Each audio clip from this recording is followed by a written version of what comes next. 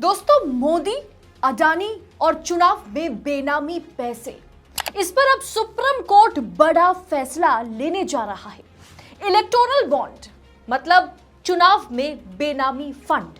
क्या 2024 चुनाव से पहले इलेक्टोरल बॉन्ड जो है वो बैन होने जा रहा है? DY Chandrachud, CJI DY Chandrachud ने इलेक्टोरल बॉन्ड मामले को पहले ही फास्ट ट्रैक कर दिया है और अब पूर्व वित्त मंत्री और विपक्षी नेता पी चिदंबरम ने यह मांग उठाई है कि सीजीआई चंद्रचूड़ से उन्होंने गुहार लगाई है कि चुनावी बॉन्ड जो है उस पर लगाम लग जाए।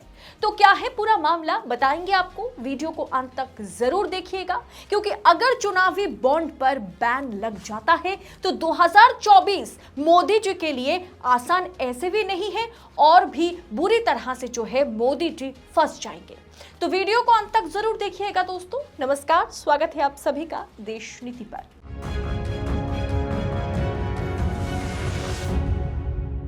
देश नीति, केवल सच्ची और पक्की खबरें। इलेक्टोरल बॉन्ड यानी चुनाव में बेनामी पैसे। चुनाव में बेनामी पैसों की एंट्री चुनाव प्रक्रिया को सबसे ज्यादा कंट्रोवर्शियल बना देता है, क्योंकि यही बेनामी फंड चुनाव को पूरी तरह से प्रभावित करता है। जिस पार्टी के पास जितना फंड है वो उतना ही बेहतरीन तरीके से चुनावी प्रचार में खर्च कर पाती है। और इसमें सबसे आगे कौन सी पार्टी है दोस्तों? आपको पता ही होगा, भारतीय जनता पार्टी। बीजेपी के नाम पर सबसे ज्यादा चुनावी भेंट चढ़ता है। लेकिन अगर इलेक्टोरल बॉन्ड पर विराम चिन्ह लग जाता है तो बीजेपी मुंह के बल गिर जाएगी, तो देश की राजनीति एक नया मोड़ ले लेगी। इलेक्टोरल बॉन्ड का मामला सुप्रीम कोर्ट में है। चंद्रचूड़ इस केस को फास्ट ट्रैक कर दिया, लेकिन कर्नाटक चुनाव के बाद इस पर सुनवाई होनी थी जो अभी तक शुरू नहीं हुई। और अब पूर्व वित्त मंत्री पी चिदंबरम फिर से इलेक्टोरल बॉन्ड को बैन करने की मांग उठा रहे हैं। दरअसल चुनावी प्रक्रिया का सबसे बड़ा मुद्दा और कंट्रोवर्शियल मुद्दा भी है इलेक्टोरल बॉन्ड।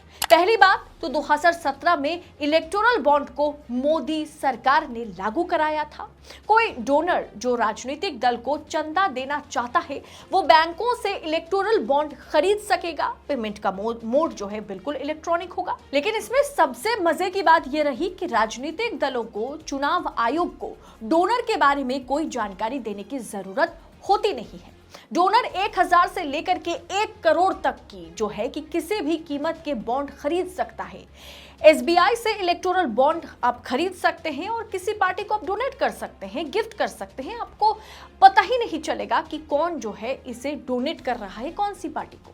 आपने अगर बीजेपी को वो पैसा गिफ्ट कर दिया तो 15 दिन के भीतर बीजेपी उसे कैश में ट्रांसफर कराएगी, कन्वर्ट कराएगी और आपके बारे में किसी को पता तक नहीं चलेगा।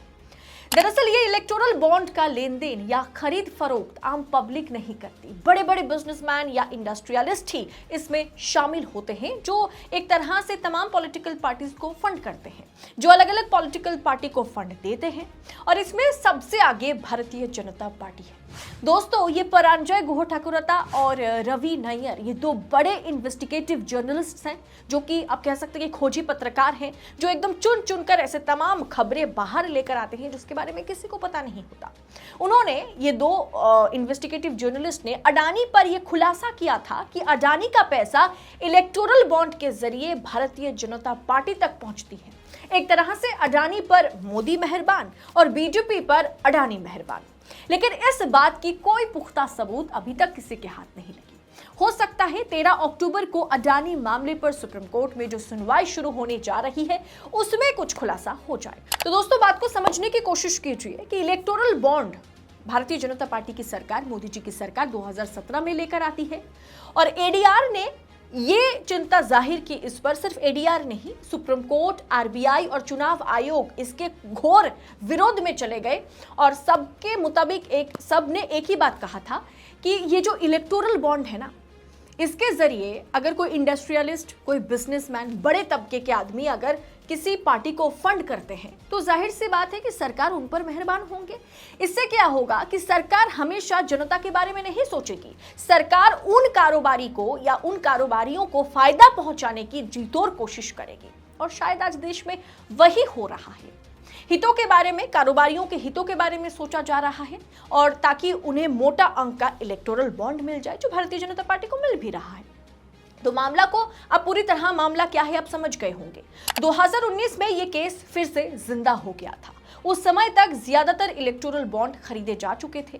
12 अप्रैल 2019 में मामले की सुनवाई की गई थी। तत्कालीन सीजेआई रंजन गोगोई, जस्टिस दीपक गुप्ता और जस्टिस संजीव खन्ना की बेंच ने कहा था कि 30 मई तक डोनर्स का ब्यौरा जो है वो सीलबंद लिफाफे में कोर्ट के पास जमा कराया जाए।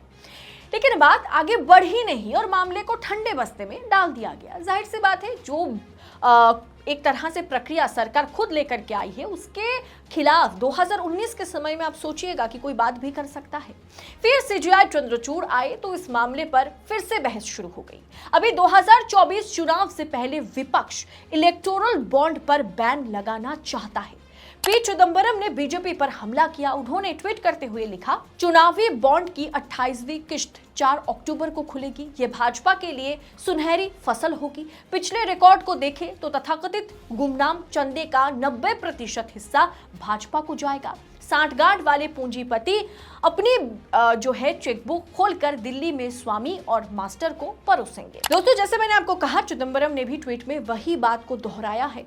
चुनावी बॉन्ड लीगल जो है वो एक तरह से रिश्वतखोरी है, लीगल रिश्वतखोरी। दोस्तों, जब से मोदी जी चुनावी बॉन्ड लेकर के आए हैं, तब शुरू में चुनाव आयोग ने, आरबीआई ने और साथ साथ सुप्रीम कोर्ट ने इस स्कीम को इस लिहाज से ठीक नहीं माना कि इसमें चंदा देने वाले कौन है इसके बारे में पता नहीं चलेगा और सरकार उन्हें फायदा पहुंचाने की जी तोड़ कोशिश करेगी। सरकार मतलब सत्तारूढ़ पार्टी जो सत्ता में बैठी है।